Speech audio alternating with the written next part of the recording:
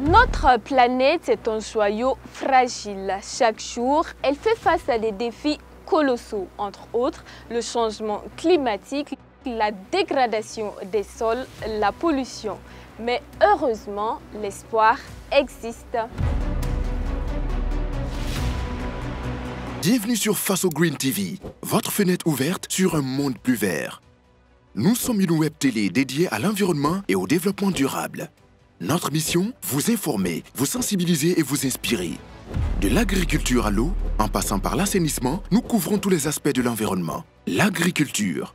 Nous vous emmenons au cœur des champs pour découvrir les dernières innovations, les défis des agriculteurs et les solutions pour nourrir une population croissante tout en préservant la nature.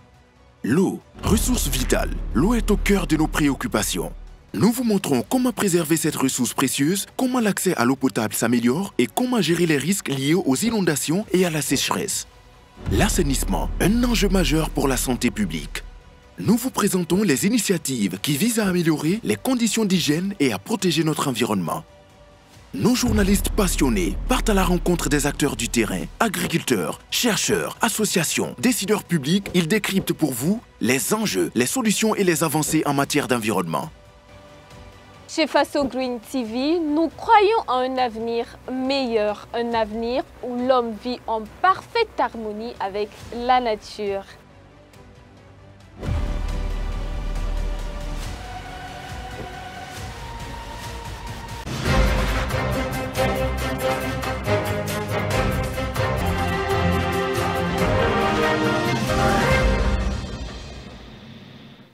Chaque année, le Burkina Faso perd 469 650 hectares de terres productives en raison des aléas du changement climatique. Le gouvernement explore plusieurs opportunités pour répondre à ce problème, notamment en célébrant la Journée mondiale de l'environnement et de la lutte contre la désertification et la sécheresse, initiée par les Nations Unies. Lors de la célébration de cette journée en différé, le 10 juin 2024 à Koudougou, chef-lieu de la région du Centre-Ouest, des opérations de reboisement ont été réalisées. Quelle est l'évolution de ces plantes 9 mois après leur plantation? Les détails à suivre dans ce journal. Puis, eux aussi, ils l'ont fait il y a maintenant 2 ans. Il s'agit de Inoussa Nikima et ses jeunes coéquipiers du quartier Kapala qui ont décidé de reverdir les alentours de leur terrain de jeu. Ces jeunes qui avaient du mal à trouver de l'ombre autour du terrain ont jugé utile de planter des arbres pour le plaisir non seulement des sportifs, mais aussi des riverains. Restez avec nous pour en savoir plus. Sur le terre-plein de l'avenue de la Cité du Cavalier Rouge, les plantes présentent pour la plupart des corps chétifs, tandis que celles devant les concessions montrent une belle verdure. Ce contraste est observé parmi les plantes mises en terre par Roger Barreau, ministre en charge de l'environnement et d'autres autorités, y compris le président de l'Assemblée législative de transition, lors des célébrations des Journées mondiales de l'environnement et de la lutte contre la désertification et la sécheresse, le 10 juin 2024 à Koudougou, chef-lieu de la région du Centre-Ouest. Après 9 mois, il convient de s'interroger sur l'état actuel de ces plantes. Bénéficient-elles d'un suivi et d'un entretien régulier? La réponse dans cet élément. Ces plantes sur le terre-plein de cette avenue de la Cité du Cavalier Rouge présentent pour la plupart des corps chétifs, contrairement à celles devant les concessions qui affichent plutôt une bonne verdure. C'est le constat que l'on peut faire des plantes mises en terre par Roger Barreau, ministre en charge de l'environnement et d'autres autorités, dont le président de l'Assemblée législative de transition, lors de la célébration conjointe des Journées mondiales de l'environnement et de la lutte contre la désertification et la sécheresse, le 10 juin 2024 à Koudougou, chef-lieu de la région du Centre-Ouest. Cette journée devrait sans doute permettre de reverdir nos villes, selon les habitants de Koudougou. Elle contribue à rendre la ville belle. Voilà. Et si on pouvait avoir ce genre d'initiative dans plusieurs villes du Burkina, ça va beaucoup nous aider. Elle permettra de reverdir la ville de Koudougou. Surtout les riverains vont bénéficier de l'ombre de ces fruits. Il est nécessaire d'entretenir ces plantes pour profiter de l'ombre et des fruits qu'elles offriront. 9 mois après leur plantation, quel est l'état de ces plantes? Sont-elles régulièrement suivies et entretenues? Je suis régulièrement en arrosant chaque jour de l'eau, en ajoutant aussi du fumier de temps en temps. Chaque matin on arrose, le soir on arrose. Donc s'il y a des trucs à faire seulement, moi-même je me déplace pour faire ça parce que comme je suis à côté, ça ne m'empêche pas de bien entretenir ça. Il n'y a pas ce jour que le vieux ne va pas arroser la plante. Et en tout cas, c'est ce qui fait que non, ça est toujours là. Voilà, les arbres sont toujours en bonne forme et ça est en train de grandir. Voilà, s'il y a d'autres coins, bon, ce n'est pas le cas. Si eux aussi pouvaient faire la même chose, c'est vrai que les autorités sont venues nous aider avec les plantes. Mais à notre tour, nous pouvons aussi aider ces plantes à grandir. Il y a une volonté affichée de la population d'entretenir ces plantes, mais le principal problème est la divagation des animaux qui empêche souvent la croissance de ces plantes. Mais pas que, certaines personnes ne s'intéressent pas du tout à l'entretien de ces plants, estimant que cela révèle des compétences des services techniques, nous confient ces riverains. Parce qu'il y a des gens qui ne comprennent pas. Ils croient que bon, les arbres, c'est pour l'État, alors que ce n'est pas seulement l'État. Nous-mêmes, on doit fournir un peu d'effort pour accompagner l'État. Puis ils avaient demandé si nous, on allait prendre l'engagement de Chosnay, de prendre soin des arbres, ils allaient nous envoyer. Donc ils ont amené. Effectivement, on suit par l'arrosage là. Voilà, c'est surtout les animaux là. Comme c'est des grilles, ils arrivent à déranger les plants là. Au Burkina Faso, une étude sur la situation de référence de la dégradation des terres indique que près de 19% du territoire national est en danger. Chaque année, le pays perd 469 650 hectares de terres productives. Malgré les initiatives mises en place par le gouvernement pour compenser ces pertes, certains citoyens semblent ne pas y adhérer. Ce n'est pas un désengagement, peut-être instaurer une sensibilisation pour que les gens la connaissent la portée des arbres là. Si on pouvait voir des gens qui s'intéressent aussi à ce genre d'initiatives là, qui peuvent s'engager à arroser. En rappel, l'Assemblée générale des Nations unies a désigné respectivement les 5 et 17 juin de chaque année comme la Journée mondiale de l'environnement et la Journée mondiale de lutte contre la désertification et la sécheresse. Le Burkina Faso a célébré conjointement ces deux journées le 10 juin 2024. À cette occasion, Roger Barrot a souligné que ces journées représentent une opportunité pour le gouvernement de trouver des idées afin d'améliorer l'environnement des citoyens. Il a également mis en avant l'importance de restaurer les terres et de réduire la pollution en évitant de jeter des déchets de façon anarchique. Condition sine qua non pour venir à bout des effets dévastateurs des changements climatiques. Le King Terrain de Kapala accueille de nombreuses personnes les matins et soirs pour des séances de sport.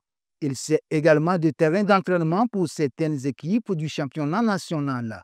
Cependant, l'espace est trop désert, donc impossible pour les sportifs d'avoir un peu d'ombre pour se reposer. Et Inoussa Nikiema, un jeune du quartier, a décidé de venir au secours et de la plus belle des manières. En effet, il a procédé avec d'autres jeunes, il y a de cela 2 ans, à une plantation d'arbres ombrageux autour de ce terrain. Mamadou Soiré est allé à sa rencontre. Suivez.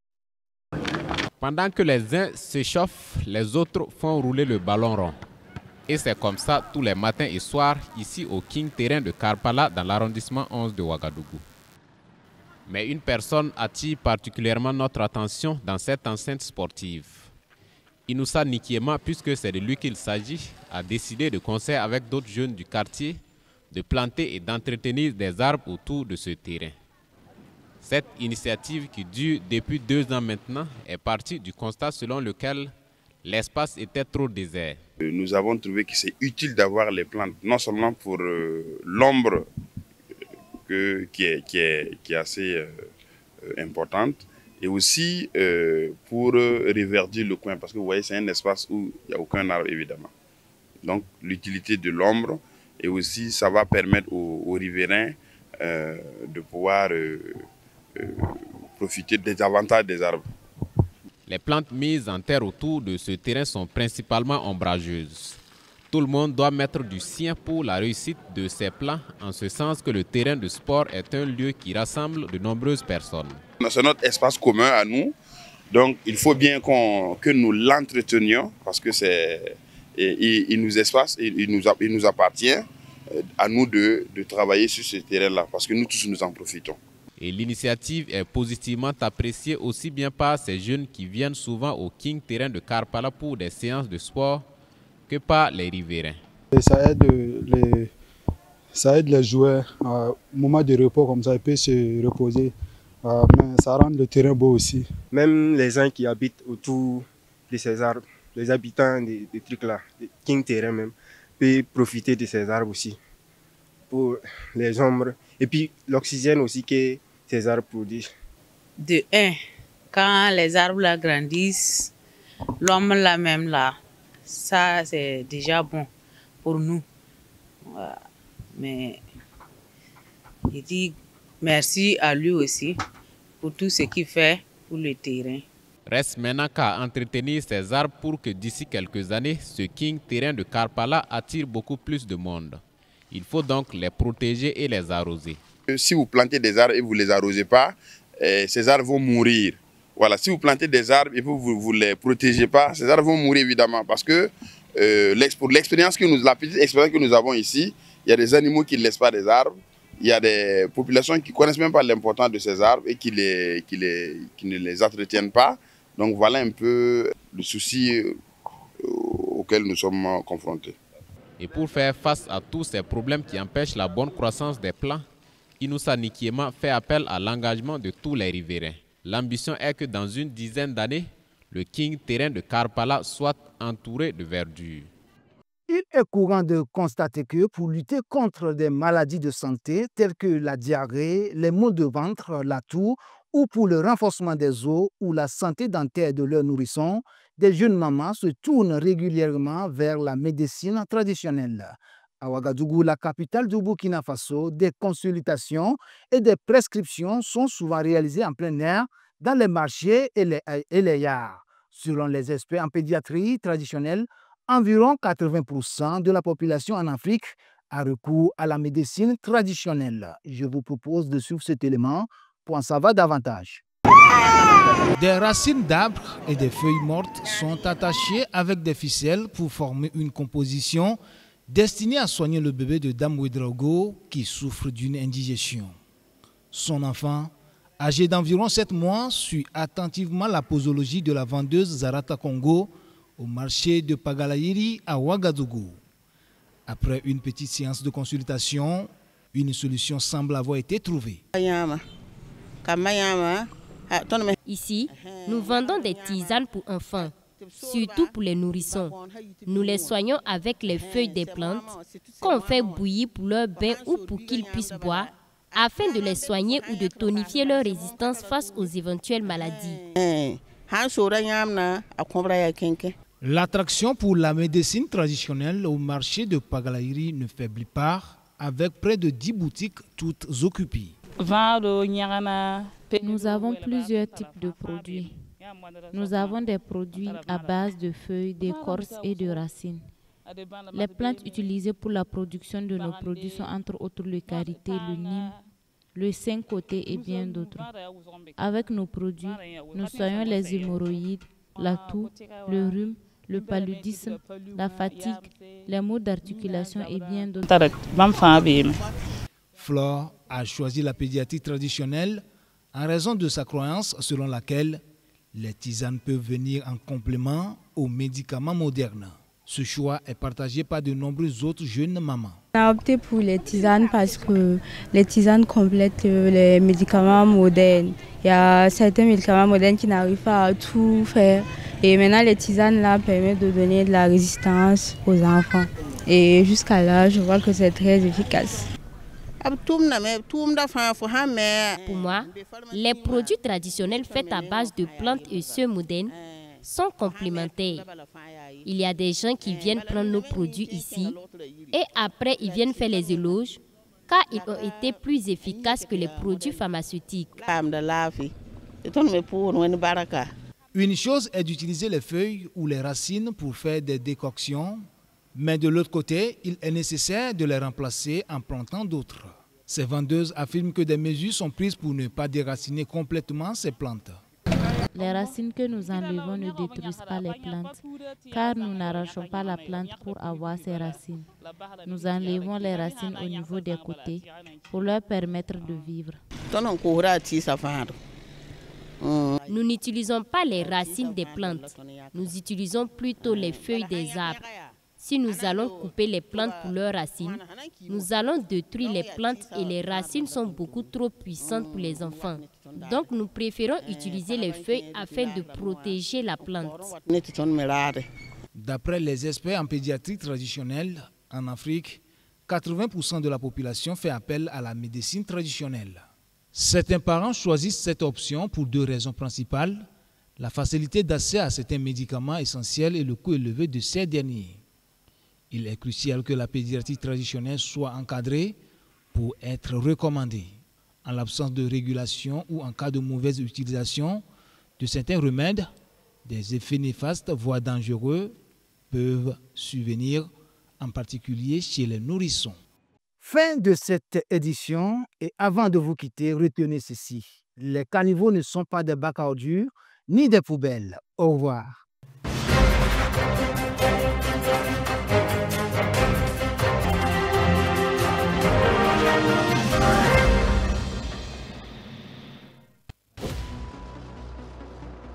Notre planète est un joyau fragile. Chaque jour, elle fait face à des défis colossaux, entre autres le changement climatique, la dégradation des sols, la pollution. Mais heureusement, l'espoir existe. Bienvenue sur Faso Green TV, votre fenêtre ouverte sur un monde plus vert. Nous sommes une web télé dédiée à l'environnement et au développement durable. Notre mission, vous informer, vous sensibiliser et vous inspirer. De l'agriculture à l'eau, en passant par l'assainissement, nous couvrons tous les aspects de l'environnement. L'agriculture. Nous vous emmenons au cœur des champs pour découvrir les dernières innovations, les défis des agriculteurs et les solutions pour nourrir une population croissante tout en préservant la nature. L'eau, ressource vitale. L'eau est au cœur de nos préoccupations. Nous vous montrons comment préserver cette ressource précieuse, comment l'accès à l'eau potable s'améliore et comment gérer les risques liés aux inondations et à la sécheresse. L'assainissement, un enjeu majeur pour la santé publique. Nous vous présentons les initiatives qui visent à améliorer les conditions d'hygiène et à protéger notre environnement. Nos journalistes passionnés partent à la rencontre des acteurs du terrain, agriculteurs, chercheurs, associations, décideurs publics. Ils décryptent pour vous les enjeux, les solutions et les avancées en matière d'environnement. Chez Faso Green TV, nous croyons à un avenir meilleur, un avenir où l'homme vit en parfaite harmonie avec la nature.